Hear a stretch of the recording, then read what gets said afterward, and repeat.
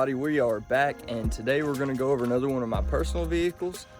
Today's going to be the Jaguar F-Pace 35T, and it is the 2017 R Sport. This one is all-wheel drive, very similar setup as the Jaguar XE we just went over, but today I'll give you a little bit more of an in-depth look. That's the XE we went over. This is the F-Pace. This one is quite a bit different the way I've got it set up. I'll show you what I've done to it, show you how it's affected it, what I think of it so far, and really just go from there and give you guys my real impression on it. And as you can see, it's absolutely filthy. So I'm gonna clean it up real quick and we'll dive in.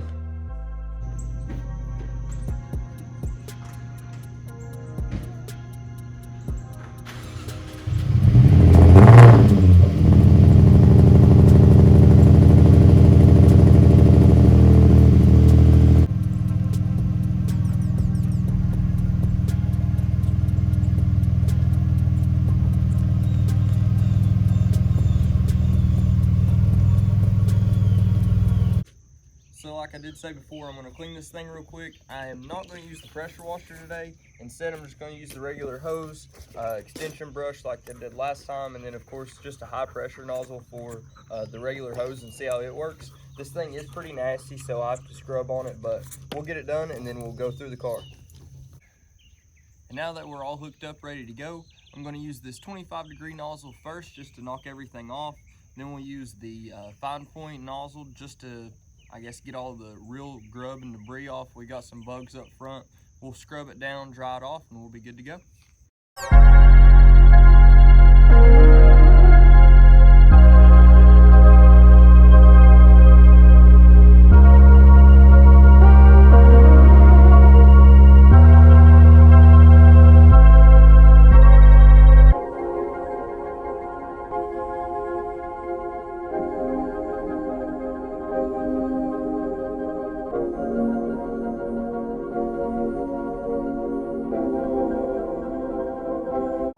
All right, guys, and here it is, 2017 Jaguar F-Pace 35T, of course, the R Sport model.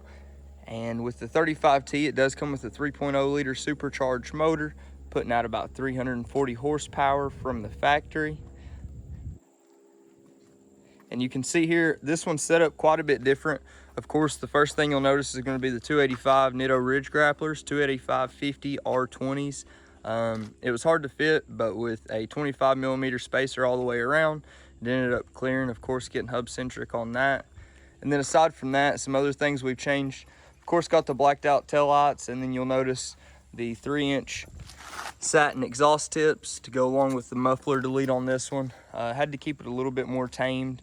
And then aside from that, we've got a little bit of work done. So a different tune, just changed the boost, of course, and really mapped out the air to fuel ratio. And these cars, they handle what you throw at them pretty well. Just got this one back from Jaguar the other day. Had to get some stuff replaced. Thankfully, they have a great warranty. It goes almost for forever as far as I can tell. They paid for everything that I've needed so far. They'll come pick it up at the house. Absolutely amazing. But we'll go on into the inside. I'll show you around it and give you an idea of what it's like to drive it. So first off, just stepping into the interior here, you can tell it's a pretty comfortable place to be. So we've got all the creature comforts you could really ask for. Heated and cooled seats, push button start. You do have the full LCD display up here, turn-by-turn navigation, pulls up any information you could possibly imagine. Great navigation system, Android Auto, Apple CarPlay, and of course you've got your select gear dial here. So just like everything else in 17, this one has a knob as well.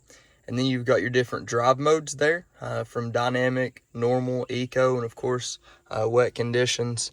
And all the standard features you really see in a lot of the Jaguars. You've got the nice soft touch up here with the amazing stitching all the way through. And then aside from that, you do have the perforated leather, great bolstering all the way through. And then this one does have the panoramic sunroof. So with the panoramic sunroof, it's pretty massive in these, to be 100% honest. With the back, you've got great leg room back here as well. For the size that it is, it's It's very roomy once you get in here. The headroom's great, hip, shoulder room's pretty good. And then you do have the rear vents in the back, as well as heated seats. And now getting onto a real road here, I'll show you guys exactly what it's like to drive it. So as you can tell probably already by the sound, I do have the sunroof at least cracked. That way you can get a few of those exhaust notes in. Just to go over some of the interior details, of course we do have the Meridian sound system all the way through. The surround sound is absolutely amazing in this. It sounds great. The sound quality is 100% on point. And to go past that, just the interior finishes, the fit and finish is pretty nice in the car. There are a few downfalls, like the buttons on here. Of course, they're like everything else where you know, the buttons are starting to fade. This is a 17 with 39,000 miles on it now, and it's great.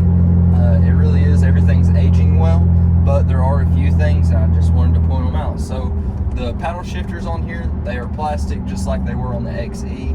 They are nice to be able to control it with that ZF8 transmission. The ZF8 gives you a lot of control. It seems like it handles all the power perfectly, and the transmission shift points are mapped out really well, especially once it's in dynamic mode, or once you switch it on over into sport mode here. And then to go a little bit past that, of course, we do have the 285s on here, so you can definitely tell a little bit of a difference in just the normal driving characteristics. So you can't really feel the lugs where they are the Ridge Grapplers. It's a very mild all-terrain in my opinion. But aside from that, you do get a little bit of extra road noise. The sound deadening in these is really good, so it's definitely manageable, especially to achieve the look that we've got with it. But one of the biggest things I've noticed is driving this car, there's just not that many that stand out. The F-paces that you see, you really don't see, because they kind of just blend in a milder model or form, you know. Even if you were to pass an SVR down the street, unless you really know cars, you probably wouldn't know. So this definitely has some features that just bring what it is to your attention. You know, it's something different, and that's pretty cool to me. That's kind of what I look for in all of my vehicles. So getting onto this straight road here, I will roll down the windows so you guys get a better idea of the exhaust, and we will test it out.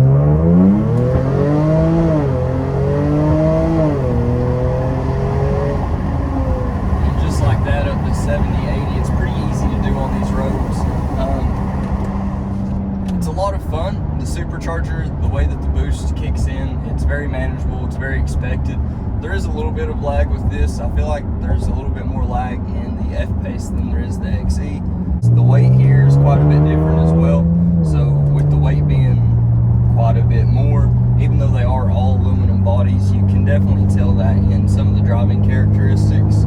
The body feels very planted going around the curves, taking tight curves and turns. It feels pretty manageable at higher speeds as well. You wouldn't expect it from a medium-sized SUV, but this one is definitely very manageable on the road at higher speeds. And of course, on the roads that we have here, there's a lot of tight turns and curves, so it seems pretty manageable and forgiving on that as well.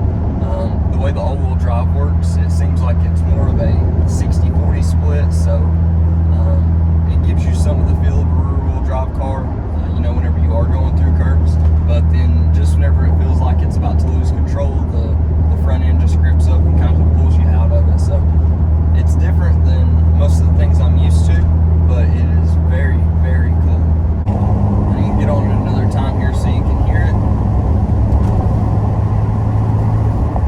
So right now we're at 2,000 RPMs in 8th, or 1,500 RPMs in 8th gear, and as soon as we stomp on it, 3rd gear in 70, just like that. So it's really impressive for what it is. You wouldn't expect this car to do what it does. You look at it from the outside, and you know, you get that classic, well, you used to look at it from the outside and you just kind of assume it's a nice luxury SUV. Obviously now it's a little bit more aggressive on the outside, so there are some telltale signs, especially once you start it up. But to an untrained eye, you know, this is just another SUV that someone's put all-terrain tires on. And having the capabilities it does definitely makes it quite a bit more enjoyable. Just to give you guys a real shot of the interior when you're actually driving it, you know, you've got this amazing display here, all digital, full LCD, and then you do have your big screen here. I believe it's a 9-inch display. I can't honestly remember. And then you do have all of your climate control options down there. And like I say, Android Auto, Apple CarPlay. So it works out pretty well the way everything's laid out. Like I say, it's pretty easy to manage and find where anything you need is located. And just to give you guys a shot of that big old panoramic sunroof, absolutely amazing. I haven't had a panoramic sunroof in too many cars, but it is always fun when you do. Pulling out right here on the curve, give it a little taste. And it just puts a smile on your face every time. This SUV has surprised me time and time again. It handles what you throw at it, and it asks for a little bit more, so it's a lot of fun. It's a lot different than what I'm used to. There are some, you know, maintenance things that go along with this that are a little unexpected. If you're not used to cars, I guess, if you're not used to $80,000 cars that are now $30,000, $40,000 cars, so you do have to keep that in mind.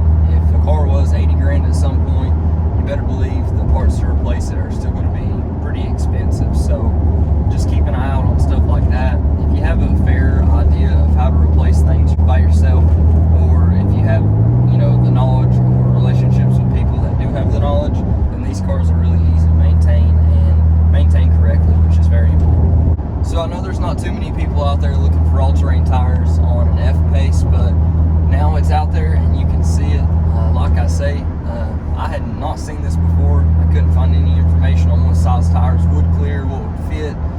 So a lot of research, a lot of time went into it, and it takes quite a bit of time to find out what will really fit on these, especially import cars. On this, it took a little bit of time to figure out what was going to work, but once I kind of got it tuned in, it's definitely been a lot of fun. It's hilarious to see people's heads turn once you pull up to the gas station or wherever you're going, you know. People just can't help but ask, what is that thing? What's going on? So it's pretty cool. As always, guys, don't forget to like, subscribe, leave a comment. If you have any questions, suggestions, let me know. Until next time, you guys take it easy.